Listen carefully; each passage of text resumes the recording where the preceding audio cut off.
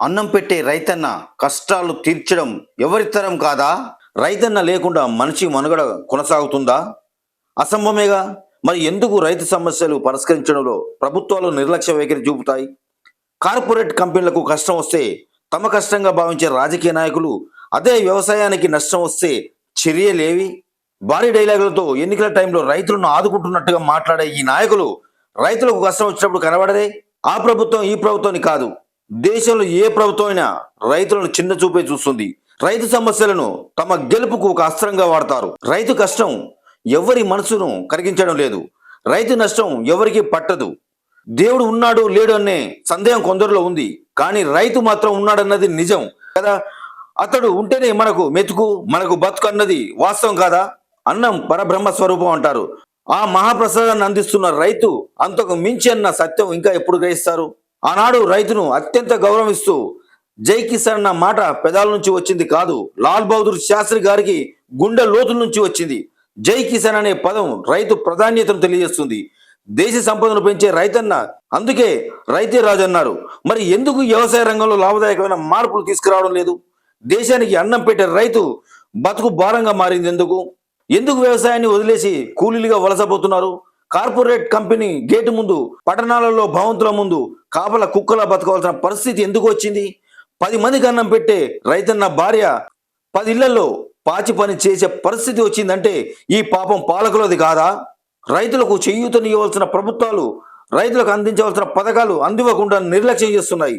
ఎన్నికలు రాగానే రైతే రాజన్న మాట బలంగా వాడుతూ రైతు కోసమే ఆ ప్రభుత్వాన్ని డంబికలు చెప్తూ చివరకు గద్దెనెక్కిన తర్వాత వెన్ను విరిచి కడుపులో తంతున్నారు ఈ రాజకీయ నాయకులు.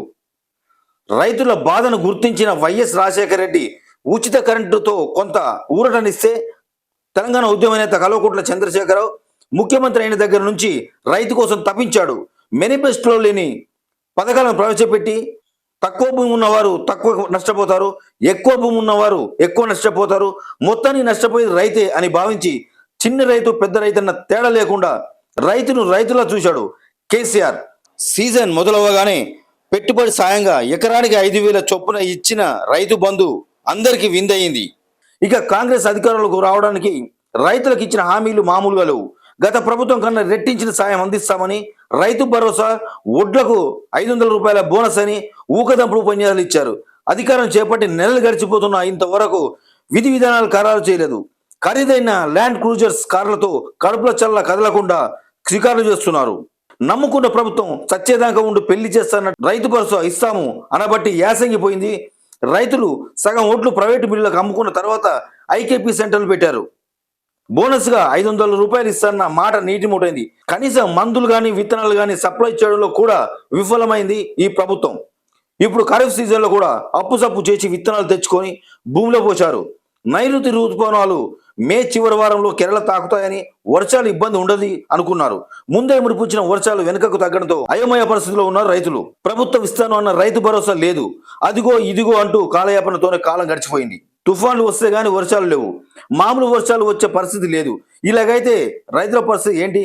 కనీసం ప్రభుత్వం వేగంగా నిర్ణయాలు తీసుకొని రైతుకి ఇస్తాన్న రైతు భరోసా 7,500 చొప్పున ఇచ్చి రైతును ఆదుకోవాలి. లేదంటే రైతు వ్యవసాయం చేయడానికి భయపడవలసి వస్తుంది. తెలంగాణకు ముందు పరిస్థితులు చూడవలసిన పరిస్థితి వస్తుంది. ఇక కౌలు రైతుల కష్టాలు చెప్పతరమా? మొత్తానికే గాలికి వదిలేశారు అని చెప్పొచ్చు.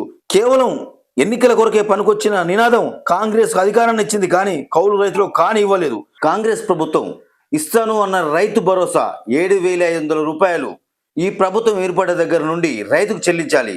వడ్లకు ఇస్తానన్న 500 బోనస్ కూడా పోయిన యాసంగి సీజన్ నుండి ఎంత వరి పంట పండిందో లెక్క ప్రకారం అధికారుల ద్వారా సేకరించి ఆ రైతు ఖాతాలో వేయాలి. ఇప్పుడే ఈ ప్రభుత్వానికి రైతుల పట్ల చిత్తశుద్ధి ఉన్నట్టు.